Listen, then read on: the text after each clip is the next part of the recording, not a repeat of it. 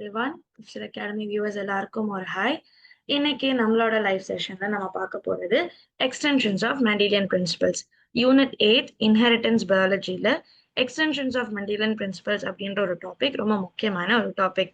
So இதை base பண்ணி நிறைய விதமான part B questions and few types of part C கொஸ்டின்ஸும் நீங்கள் எக்ஸ்பெக்ட் பண்ணலாம். ஸோ இந்த டாபிக்ல என்னென்ன படிக்கணும் அண்ட் என்னென்ன முக்கியமான டாபிக்ஸ் அப்படின்றத பார்க்கலாம். So first one multiple alleles or multiple allelism அப்படின்னு சொல்லலாம். நார்மலி ஒரு ஜீன் இல்லை ஒரு ட்ரைட் எடுத்துக்கிட்டீங்க ஒரு கேரக்டர் எடுத்துக்கிட்டீங்க அப்படின்னா ஒரு கேரக்டருக்கு ஒரு ஜீன் இருக்கும் அண்ட் அந்த ஜீனுக்கு ரெண்டு விதமான அலீல்ஸ் இருக்கும். அலீல் அப்படின்னா different form of the same gene, ஒரே ஜீன் தான் பட் என்ன டிஃப்ரெண்ட் ஃபார்ம். ஸோ நார்மலி ஒரு நார்மல் மெண்டலியன் ட்ரைட்டுக்கு ஒரு ஜீனுக்கு you will have 2 alleles. But இதுவே மோர் தேன் 2 அலீல்ஸ் இருந்துச்சு அப்படின்னா அந்த ஒரு phenomenon we give the name multiple allelism. So extensions of Mendelian principle அப்படின்னு சொல்லும் போது Mendel's laws and the first 3 laws இருக்கு இல்லையா, law of dominance, law of segregation and law of independent assortment. Now இந்த laws இருந்து deviate ஆகிற எல்லா விதமான inheritance-உம் or different types of inheritance we will bring it under extensions of Mendelian principle. அதுல ஒண்ணுதான் இந்த multiple allelism. So multiple allelism பொறுத்த வரைக்கும் ஒரே trait, ஒரே gene, ஒரே லோக்கஸ்ல இருக்கும் but you will have different types of alleles. So more than 2, sometimes 3, sometimes 4, sometimes 7 அந்த மாதிரி நிறைய விதமான அலீல்ஸை பார்க்க முடியும். ஸோ இந்த எல்லா அலீல்ஸுமே will only affect the same character. Okay, it is the same gene, ஒரே கேரக்டரை இன்ஃப்ளூயன்ஸ் பண்ணும், ஒரே லோக்கஸ்ல இருக்கும் அண்ட் இந்த அலீல்ஸ்க்கு நடுவில் கிராசிங் ஓவரை பார்க்க முடியாது. So this is what is called as multiple allelism. And இதுக்கு ஒரு கிளாசிக்கலான எக்ஸாம்பிள்னு பார்த்தீங்கன்னா ABO blood grouping in man. So ABO blood grouping பொறுத்த வரைக்கும் there are 3 antigens or 3 alleles ன்னு சொல்லலாம். IA, IB and small I. So capital IA, capital IB and small I. இதுல capital IA, capital IB, small I அப்படின்றது 3 alleles. Now capital IA எடுத்துக்கிட்டீங்க அப்படின்னா group A அதாவது antigen A க்கு உதவும். antigen A blood group A வரதுக்கு help பண்ணும். IB எடுத்துக்கிட்டீங்க, கேபிட்டல் IB எடுத்துக்கிட்டீங்கன்னா group B, blood group B வர சான்ஸ் இருக்கு. ஒருவேளை ரெண்டு ஆலில்ஸ் ரெண்டுமே ஒன்னா இருந்துச்சுன்னா IA அண்ட் IB ஒன்னா இருந்துச்சுன்னா you will have AB blood group. ரெண்டுமே இல்லாத பட்சத்துல you will have the recessive allele which is small I. இந்த ஸ்மால் I ரெண்டுமே இருந்துச்சு அப்படின்னா then it will result in group O.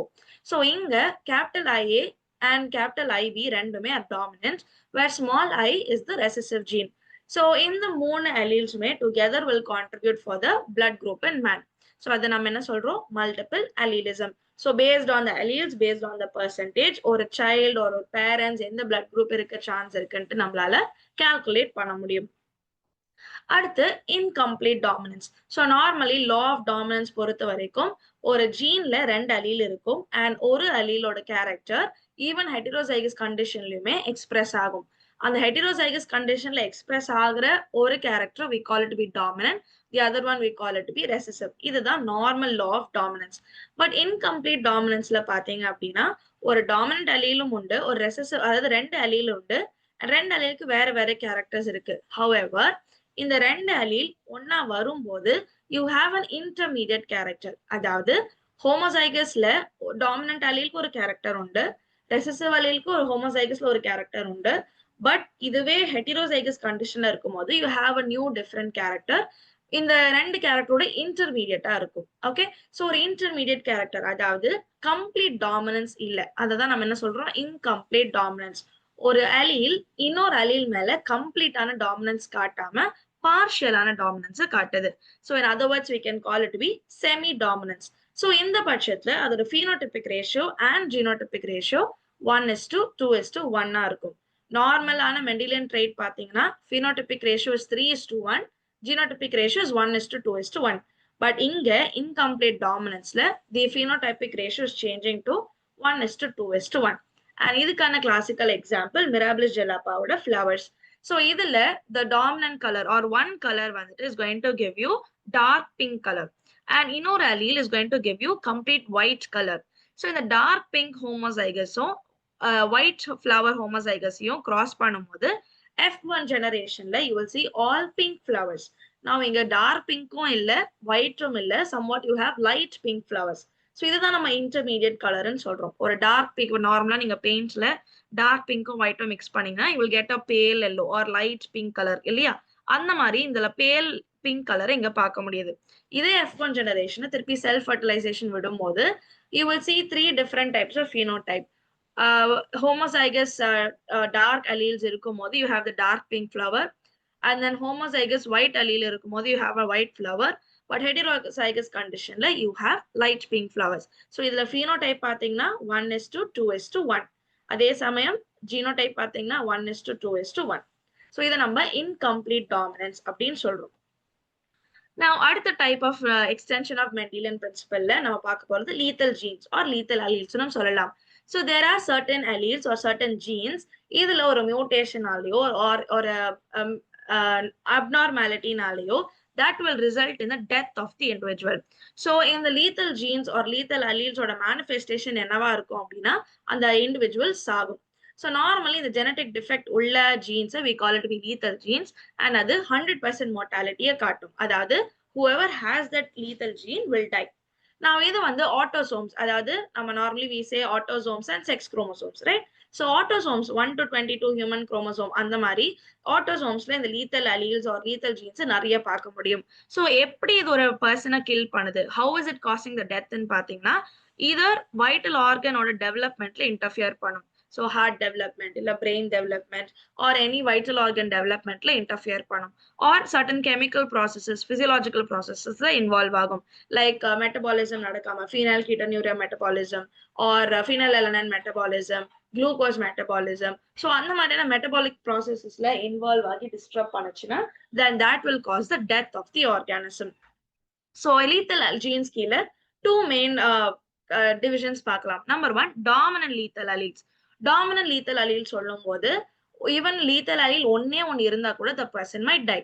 So homozygous conditionல இருந்தாலும் heterozygous conditionல இருந்தாலும் lethal effect பார்க்க முடியும். So இதுக்கு ஒரு classical example Huntington's disease in humans. Normally இந்த dominant lethal alleles உடையவங்க sexual maturity வரதுக்கு முன்னாடியே they will die off. So in that sense either before birth இல்லனா immediately after birth or reproduction பண்றதுக்கு முன்னாடியே செத்துருவாங்க. So in those cases இந்த dominant lethal allele அடுத்த ஜெனரேஷனுக்கு pass ஆகாம இருக்கும். However இதே கண்டிஷன்ல இந்த dominant lethality ஓட effect later stage of life அப்போ எக்ஸ்பிரஸ் ஆச்சுன்னா then it will pass on from one generation to the other generation. In another case ஒருவேளை penetrance level 100% இல்லாம 100% விட கம்மியா இருக்கு, அதாவது இந்த dominant lethal alleles உள்ளவங்க out of 100 80 பேர் தான் சாகுறாங்க அப்படின்னா that is called as less than 100 penetrance, 80% penetrance ன்னு சொல்லலாம். So அந்த கண்டிஷன்ல இது அடுத்த ஜெனரேஷனுக்கு மூவ் ஆகுற சான்சஸ் இருக்கும். So classical example is Huntington's disease. Now Huntington's disease is an autosomal dominant lethal gene, lethal allele disease. Now இதுல ஒரே ஒரு lethal allele இருந்தாலுமே the person will die. However இது ஒரு late onset disease, அதாவது after the age of 50, 40 or 60 மேல தான் இந்த disease ஓட effect பார்க்க முடியும். So people after the age of 50 will die. So 50 குள்ள அந்த person would have already reproduced and அடுத்த generationக்கு அந்த allele pass ஆக ஆரம்பிக்கும். So whoever has this allele will immediately or later stage of lifeல இறந்துட ஆரம்பிச்சிருவாங்க. So that is called as dominant lethal alleles. அடுத்த type recessive lethal allele. Now recessive condition அப்படின்னும் போது homozygous recessive conditionல அதாவது ரெண்டு lethal allele இருந்தா மட்டும் தான் the person will die. ஒரு normal allele ஒரு lethal allele இருந்தா the person will not die. அத அவங்கள நம்ம carriers அப்படின்னு சொல்லுவோம். So recessive lethal allele ஓட populationல recessive lethal alleles ஓட frequency கான்ஸ்டன்டா மெயின்டைன் ஆயிட்டே இருக்கும். எதனால அப்படின்னா because heterozygous are surviving. So அடுத்தடுத்த ஜெனரேஷன் வந்துட்டு அது பாஸ் ஆகிட்டே போகும். However consanguineous marriage, அதாவது ரிலேஷனுக்குள்ள கல்யாணம் பண்ணிக்கிறது ஒரு கசின்ஸ்குள்ள மேரேஜ் பண்ணும்போது இந்த ரெசசிவ் கண்டிஷன் இன்க்ரீஸ் ஆகி it might result in death. So முதல்ல இந்த ரெசசிவ் லீத்தல் அலீல ஸ்னாப் டிராகன் பிளான்ட்ல கண்டுபிடிச்சாங்க. அண்ட் இந்த ஸ்னாப் டிராகன் பிளான்ட்ல மியூட்டன்ட் அலீல்னால குளோரோபிளாஸ்டோட லாஸை பார்க்க ஆரம்பிச்சாங்க. So chloroplast illana the plant will die, and recessive homozygous condition you can see the death of the plant. And human beings la or classical example கொடுக்கணும்னா sickle cell anemia. So sickle cell anemia la ரெண்டுமே defective allele இருந்தா the person will die, but ஒரு normal allele and ஒரு recessive allele இருந்தா the person will survive and they we call it to be the carriers. So what is this disease in பாத்தீங்கன்னா it normally affects the RBC cells. So RBCs எல்லாமே sickle shaped மாறிடும். And அதனால oxygen carrying capacity குறைஞ்சிரும். The person will become anemic. So if two alleles are defective, அவங்களோட எல்லா RBCயும் sickles எல்லாம் மாறி they will die. But ஒரு normal allele இருந்துச்சுன்னா 50% RBCs will be normal, 50% will be abnormal. So அந்த 50% வச்சு the person can survive. So this is the example for recessive lethal allele. Now கடைசியான extensionல codominance. So codominanceல again you will have two alleles, but அந்த ரெண்டு alleelக்குமே ஒரு dominant recessive relationship பார்க்க முடியாது. Okay, so ஒரு alleelக்கு there will be one separate character, ரெண்டாவது alleelக்கு there will be another separate character. இது ரெண்டும் heterozygous conditionல வரும்போது you will see ரெண்டு allelesமே will contribute independently for the phenotype. அதாவது we'll take an example of coat color in short horn cattle. Coat color in short horn cattle and இதை நம்ம roan cattle ன்னு சொல்லலாம். So இதுல ரெண்டு விதமான alleles or ரெண்டு விதமான characters பார்க்க முடியும். ஒன்னு pure red, இன்னொன்னு pure white. Pure redக்கு capital R சொல்லுவோம் and pure whiteக்கு capital W.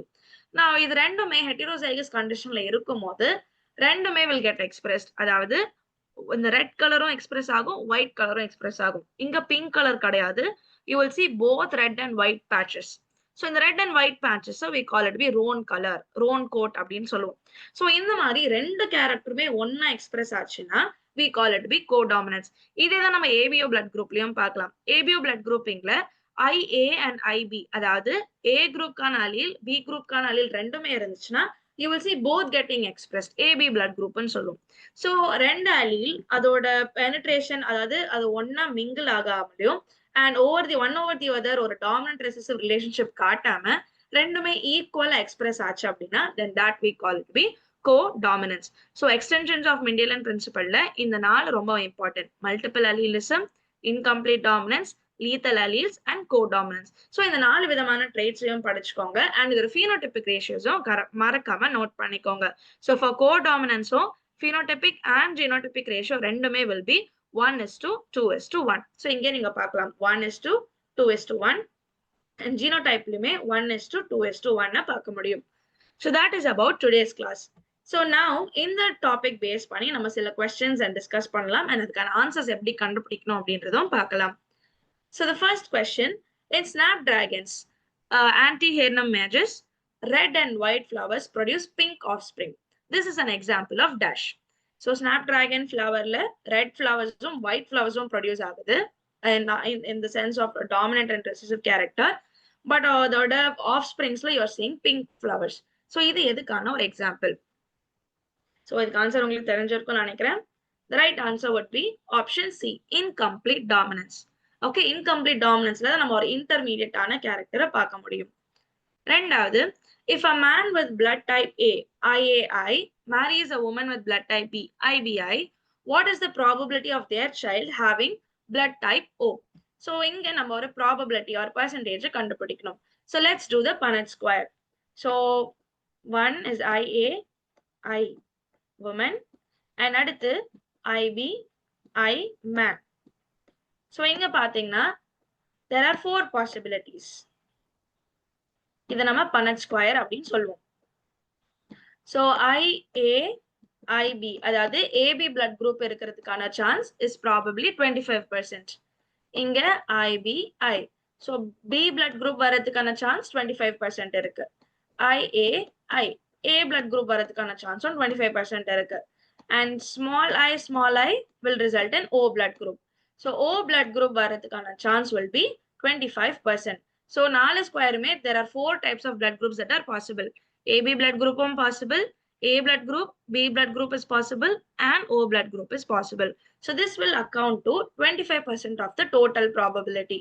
So அவங்களுக்கு பிறக்க போற child, the chances of the child having type O blood group would be 25%. This is the second question. Now அடுத்த கேள்வி, Huntington's disease is caused by a dominant lethal allele but persists in populations because of dash. So Huntington's disease dominant lethal allele இருந்தாலும் populationல இன்னும் persistent-ஆ இருக்கிறதுக்கான காரணம் என்ன? இது இந்த கேள்விக்கான பதிலை நீங்க comment sectionல தெரிவிக்கலாம். So thank you all. இந்த ஒரு topic and இந்த live session உங்களுக்கு useful-ஆ இருக்கும்னு நினைக்கிறேன். மறக்காம இந்த unit and இந்த particular topic நல்லா படிச்சுக்கோங்க and prepare well for your exams. All the best, and next video I'll meet you.